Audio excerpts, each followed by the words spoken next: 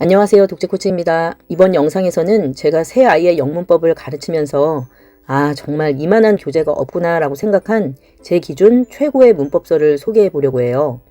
이 교재는 EBS의 마이 그래머 코치 기초편, 표준편 두 권인데요. 교재의 특징이나 저희가 활용하는 방법 등을 자세하게 이야기해 보겠습니다. 그리고 이 교재들은 기본 문법서지만 라이팅 연습하기에도 전혀 부족함이 없는 교재니 라이팅으로 고민하시는 분들이라면 끝까지 보시고 도움 받으시면 좋겠네요. 저희 큰아이는 오직 이 교재들로만 가르쳤었는데 고등 문법까지 완벽하게 준비가 되더라고요. 물론 구문서는 따로 학습한 건 알고 계시죠? 제가 저희 조카와 막내를 할 때에는 하도 이것저것 좋다는 걸 많이 들으니까 다른 것도 한번 써보고 싶더라고요. 그래서 이것저것 유명하다는 문법서나 쓰기 교재 등 저도 많이 시도를 해봤는데 결국은 다시 이 교재로 돌아오게 되더라고요. 문법서 따로 쓰기 교재 따로 학습을 하다 보니까 복잡하기도 하고 아이 학습 부담도 커지고 하다 보니 한 권으로 어휘, 쓰기, 문법까지 대비되는 이 교재를 다시 선택해서 회독을 하고 있는 거죠. 이렇게 기초편, 표준편 두 권으로 구성이 되어 있는데 기초편은 빠르면 초등 4학년 중후반 정도부터 중학교 1, 2학년 정도까지, 그리고 표준편은 한 6학년 정도부터 중학교 2, 3학년 정도까지 학습하기에 무난하다고 생각을 해요. 지금부터 이 교재들의 장점에 대해서 자세히 이야기해보고 이 교재들로 제가 영어 쓰기 연습하는 방법에 대해서도 이야기를 해보겠습니다. 첫째로 좋은 점은 EBS에 인강이 있다는 것이죠. 엄마가 가르치다가 막히는 부분이 있으면 언제든 도움을 받을 수 있으니까요. 질문도 할 수 있고요. 일단 구성이나 편집이 너무나 깔끔한데요. 저는 설명이 주절주절 써있는 문법서는 일단 써볼 마음이 들지 않더라고요. 어쨌든 이런 것들은 핵심이 되는 장점이라고 볼 수는 없고요. 이 교재의 장점 중 하나는 바로 한 유닛에 들어가기 전에 이렇게 기초 어휘 학습을 할 수가 있게 해놨고, 이 어휘들이 예문에 들어가 있어서 예문을 읽고 쓰기 연습을 하면서 그리 어렵지 않게 어휘 학습을 하게 된다는 거예요. 교재 앞부분에 보면 이렇게 쓰여 있거든요.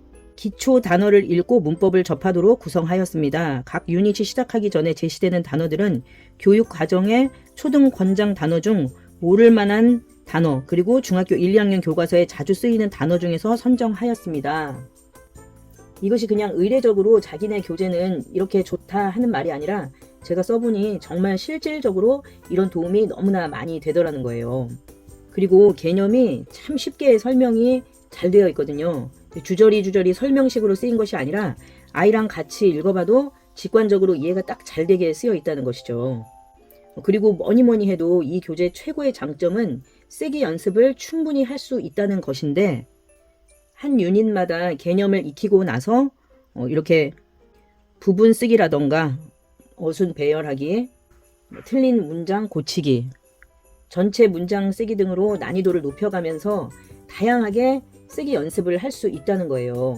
문장을 써야 문법을 알 수 있습니다. 문법을 알아야 문장을 쓸 수 있는 것이 아니라 쓰면서 문법을 배운다는 말입니다. 쓰는 과정에서 크고 작은 실수를 하고 쓰기를 반복하면서 이를 교정하는 것이 문법을 배우는 과정입니다. 문법을 배우고 영작을 하면서 배운 문법을 복습하고 완성하기도 하고, 또 이렇게 쭉 써가면서 틀려가면서 문법을 배우기도 하는 거죠. 또 이렇게 리뷰 테스트에서는 누적 단어 테스트와 그동안 배운 것을 복습하면서 부족한 것을 다시 찾아볼 수 있죠. 또 기초편이지만 문장 형식에 대한 부분도 간단하지만 참 잘 나와 있거든요. 설명도 깔끔하고 충분한 연습을 할 수 있는 예문도 꽤나 많이 있거든요.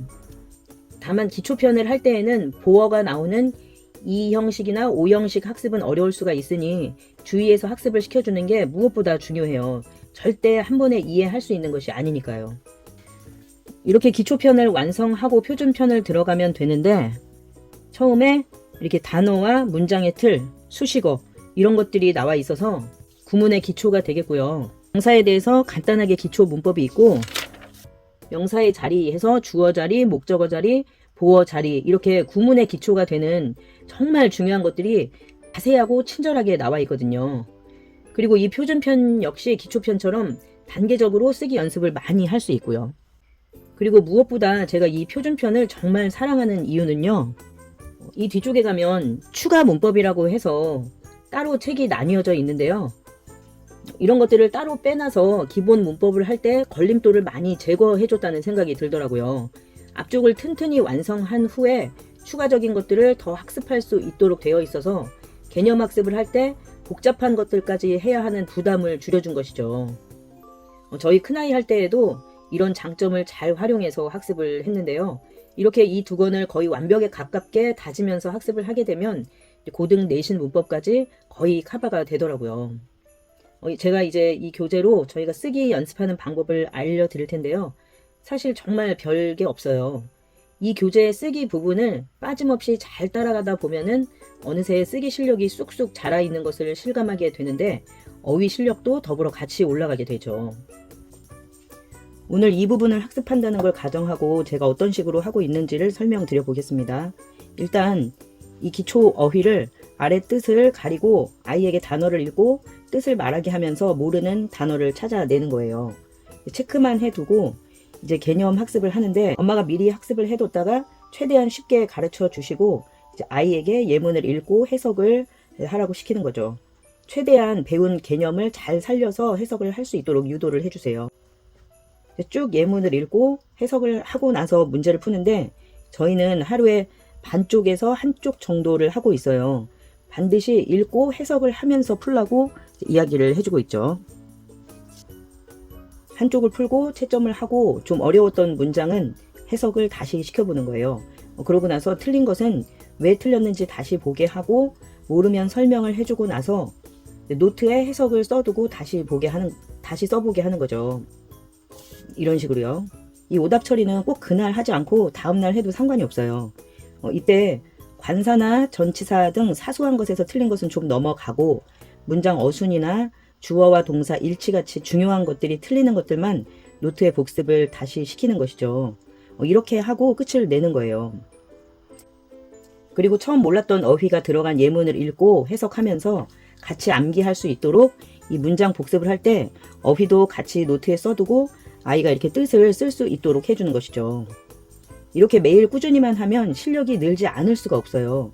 한글 쓰기처럼 영어로 글쓰기를 시킨다거나 이제 그런 식으로 하게 되면 첨삭의 문제도 있고 다양하게 아이가 배운 문법을 적용하면서 쓸 수 있는 것이 아니기 때문에 이렇게 제대로 배운 문법을 활용해서 쓰기 연습을 하는 것이 기초 실력을 튼튼히 하는데 제일 중요하다고 생각해요.